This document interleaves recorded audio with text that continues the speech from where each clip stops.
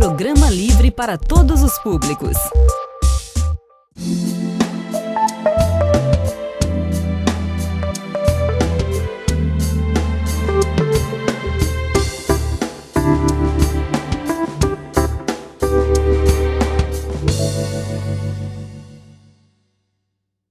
Olá, o Doctor Entrevista de hoje vai falar sobre contabilidade.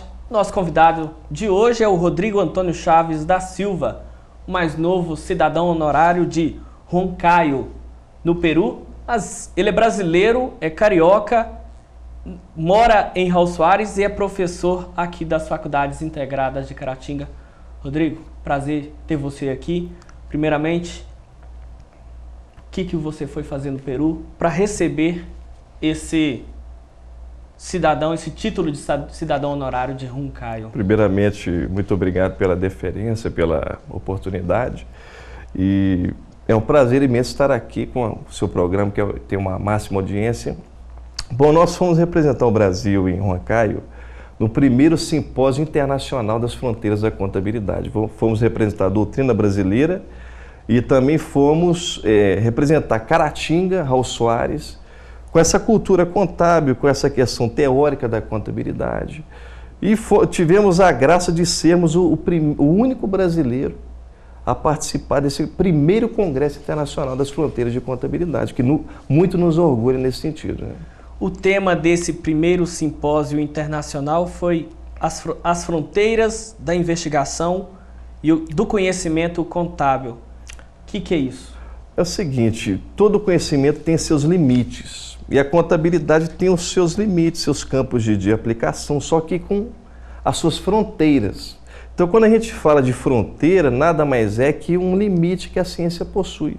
Então, a contabilidade tem muitos limites na relação da análise do custo, do futuro da empresa, na relação de análise de um balanço, qual o valor da prosperidade, qual que é o valor da eficácia, e muitos outros fatos que não foram absorvidos, até com relação à doutrina brasileira. Então nós fomos tratar sobre isso, quais seriam os limites, as fronteiras, as limitações, qual seria, por exemplo, a possibilidade de complemento, de evolução da nossa área, né? Isso tudo o neopatrimonialismo trata. Qual que é a diferença do neopatrimonialismo do patrimonialismo que é praticado há muitos anos, há muitos séculos na Europa? Eu vou resumir rapidamente para vocês todos conseguirem captar uma síntese dessa história da contabilidade. Primeiramente, toda a doutrina contábil ela se fundamentou na Europa, principalmente na Itália. Então teve um autor chamado Vincenzo Sommasi, que era bolonhês da Bolonha.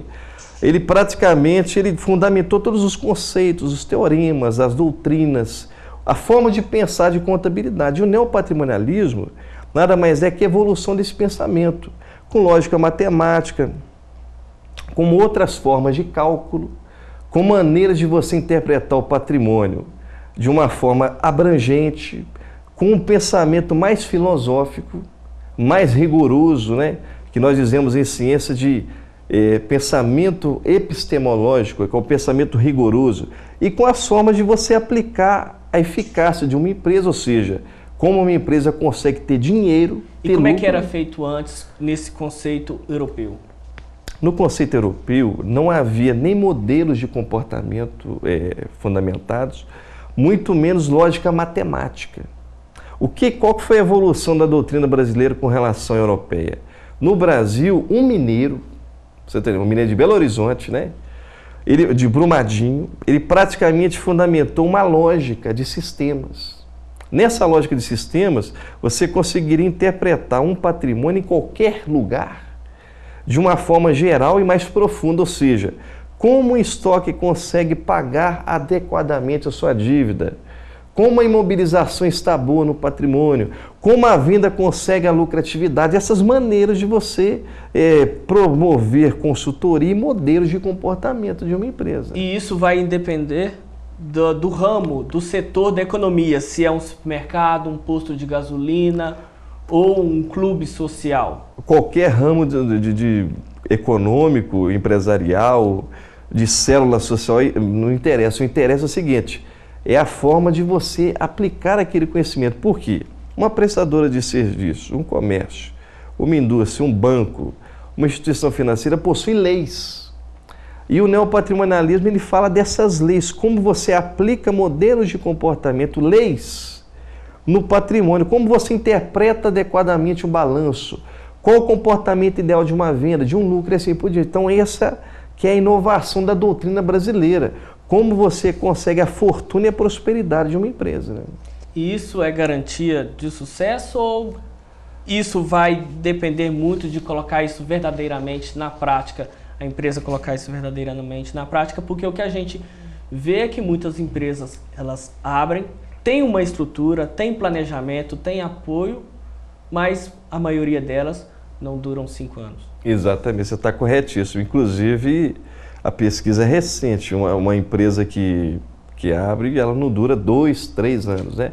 Mas acontece o seguinte, a forma de você praticar, essa aqui seria a inovação da doutrina, ela te ensina você a praticar uma série de orientações que permitem a empresa conseguir os modelos ideais.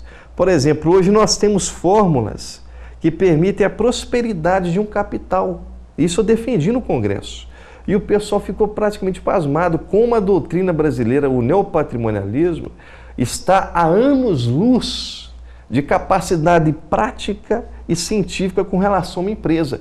Como mensurar o futuro de uma liquidez, como você forma uma capacidade de pensamento, um raciocínio patrimonial, esse seria o termo correto, com maneira a qual o empresário consegue concretizar a fortuna do seu empreendimento. Essa que seria a inovação da doutrina brasileira. Nesse congresso internacional, esse primeiro congresso internacional que aconteceu em Huancayo, no Peru, cerca de 350 pessoas participaram, 5 conferencistas internacionais, entre eles você.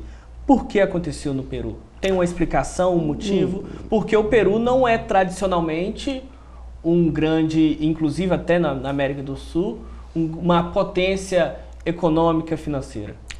Na verdade é o seguinte, era um desafio para o Colégio dos Décanos de Huancayo e também para a Junta dos Contadores, que fizeram parcerias com a instituição ibero-americana da América do Sul e outros institutos de grande fama e voga internacional que são da América do Sul. Na verdade foi uma meta, um objetivo, um elemento a ser assim, vencido e ser concretizado. Na verdade, os peruanos quiseram promover um congresso de alto nível cultural, tá certo? Numa cidade que não só assim, literalmente, ou seja, ao pé da letra, está acima da altitude do mar, mas também acima do nível comum de contabilidade. Então foi um congresso, primeiro congresso do mundo a tratar só de teorias, conhecimentos, pesquisas, teses, máximas, proposições de contabilidade. Então, esse congresso, na verdade, foi assim, um objetivo que eles criaram, né?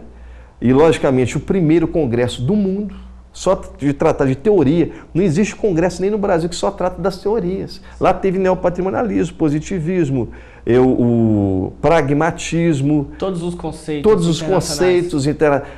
Gente da Venezuela, Bolívia, Argentina, Uruguai defendendo suas teses com respeito humano. E a única coisa que era objeto do congresso era o conhecimento contábil. Como vamos fazer evoluir a contabilidade a partir da sua própria razão de pensamento. Então, os professores universitários, contadores, universitários também, acadêmicos, membros de instituto, tudo assim só para discutir o conhecimento contábil em si. Para encerrar esse primeiro bloco, eu tenho aqui em minhas mãos esse que é o diploma, podemos chamar assim? Podemos. De cidadão honorário de Huancayo, cidade do Peru. Quantos habitantes tem Huancayo? Se não falha minha memória, 600 mil, uma coisa assim. É uma cidade do porte de Juiz de Fora, por aí, Contagem, Uberlândia, dúvida, aqui trazendo mais para cidades mineiras. Exatamente. Nós voltamos depois do intervalo, na continuação do Doctor Entrevista.